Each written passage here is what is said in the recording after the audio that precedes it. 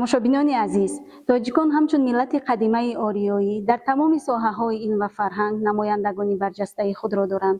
Ба мисоли бузургоне чун Абу Абдуллои Рудакӣ, Абулқосим Фирдавсӣ, Абу Али ибни Сино ва даҳҳо донишмандоне ки осори беназир ва таъсиргузор дошта дар рушди илму маърифати ҷаҳон хидматҳои арзанда карданд.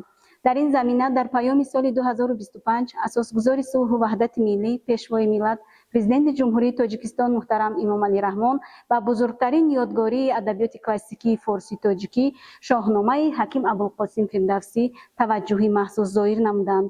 дар толорҳои доимо амалкунандаи шуъбаи тарихи бостон ва асрҳои миёнаи осорхонаи миллӣ намунаҳои зиёди осори хаттӣ ба намоиш гузошта шудаанд ки аксарияти муаллифон ва котибонашон тоҷиконанд.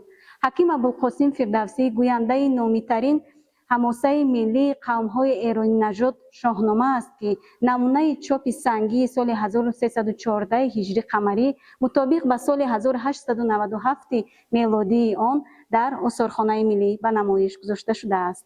ҷолибияти китоб дар он аст ки беш аз 50 адад қаламкашӣ дар дохили китоб ҷой дода шудааст. тамошобинони гиромӣ, барои маълумоти бештар дар мавриди шоҳнома ва осори хаттии гузаштаи халқи тоҷик, марҳабо ба осорхонаи миллӣ.